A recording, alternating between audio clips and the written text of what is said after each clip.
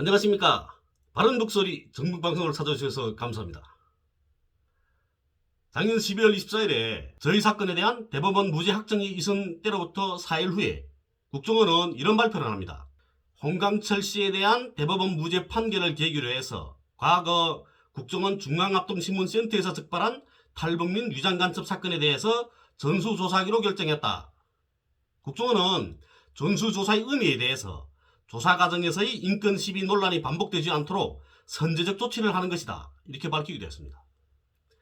당시 국정원을 보고 탈북자 간섭 사건에 대한 전수조사를 진행하라고 강요한 사람은 없었습니다. 자기들이 하겠다고 한 겁니다. 저는 국정원을 믿지 않지만 자기들 말로 전수조사를 하겠다고 했으니까 일말의 기대를 걸기도 했었습니다. 그런데 지난 27일 박전은 국정원 기조실장이 뉴스타파에 이런 이야기를 합니다.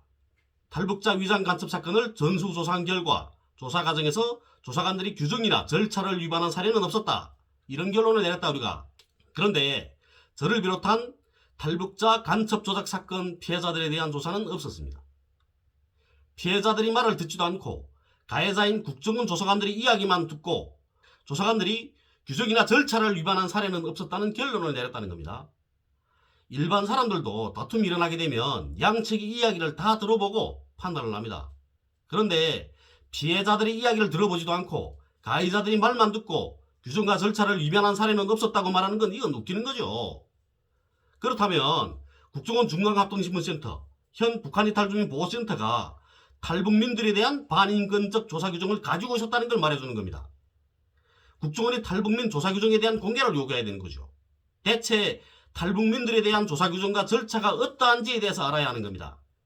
그래서 오늘부터는 지난 기간 국정원 중앙합동신문센터에서 적발해냈다는 탈북자 간첩들이 얼마나 허술한 간첩들인가에 대해서 이야기하려고 합니다.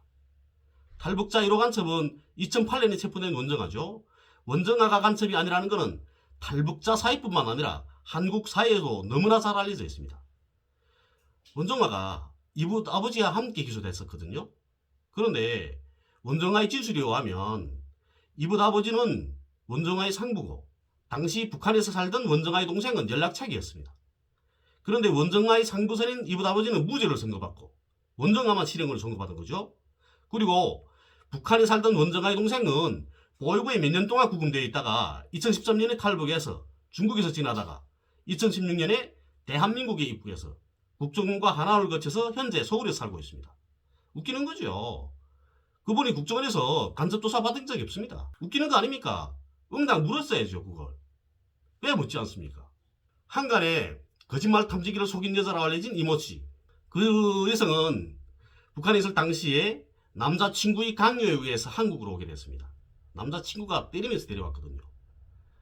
이모씨는 탈북하는 남자친구를 발해주기 위해서 압록강가에 나왔습니다. 근데 남자친구로부터 한국에 함께 가자는 요구를 받게 되는 거죠. 그래서 싫다, 난 안 가겠다, 이런 겁니다. 그런 걸 남자가 때리면서 데려왔다는 겁니다. 남자친구도 국정원 중앙합동신문센터에서 간첩으로 몰렸지만 기소되지 않고 사회에 나왔습니다. 강제로 끌려온 이모씨만 3년의 세월을 교도소에서 보내야만 했던 겁니다. 웃기지 않습니까 이것도. 오지 않겠다고 한 사람이 간첩일 수가 없는 거죠. 간첩 임무를 받은 사람이 안 오겠다 합니까? 이모씨는 현재 재심을 준비 중에 있습니다. 대흥단에서 살던 김모씨는 비보벌경 등 밀수, 송금 브로커 활동을 하다가 대흥단군 재판소에서 징역 8년 3개월의 형을 선고받고 있던 중 결핵 환자로 진단을 받고 병보석으로 있었습니다. 그러던 중에 다른 여성이 탈북을 도와주려고 하다가 그분이 처가 보안소에 체포되어 가는 걸 보게 되었습니다. 어디 나갔다 들어오다가요. 나갔다 들어오다 척 보니까 자기 처를 보안소에 데려가는 겁니다. 그걸 보고 그분은 탈북을 했습니다. 처벌받을까봐요. 그런데 국정원에서 간첩으로 만들어져서 징역 3년, 자격정지 3년을 선고받고 3년의 세월을 교도소에서 보내야 했습니다. 이분의 사건도 제가 어떻게 하냐면 제 사건 기록에 이분이 판결문이 있습니다. 제가 그 판결문을 보고 이야기해드리는 겁니다. 이제부터 이야기하는 모든 탈북자 간첩 사건 이야기들은 제 사건 기록에 있는 자료를 가지고 제가 이야기를 하는 겁니다. 그리고 그 중에 어떤 분들은 제가 직접 만나본 분들도 계십니다. 만나서 제가 이야기도 들어봤습니다. 온성군 남양 노동자구에 살던 동호 씨는 인민군에서 직발군관으로 복무하고 있었습니다. 그러다가 정치지도는 구타인 겁니다, 이분이. 그래가서 조선노동당 입당이 안 된 거죠. 거기에다가 처가와의 갈등이 있어서 별거를 했고 또 아버지 성명 문제로 해서 고향으로 갔다가 부대로 기대하지 않고 지냈습니다. 그러다가 제대된 거죠.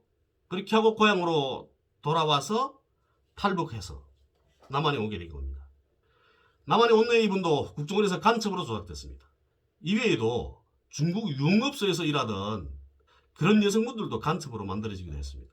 가장 웃기는 거는 황장엽 암살 미수로 10년 복역한 김모씨, 동모씨, 이모씨들입니다. 이분들에 대한 이야기는 다음 시간에 계속 가려갑니다. 감사합니다.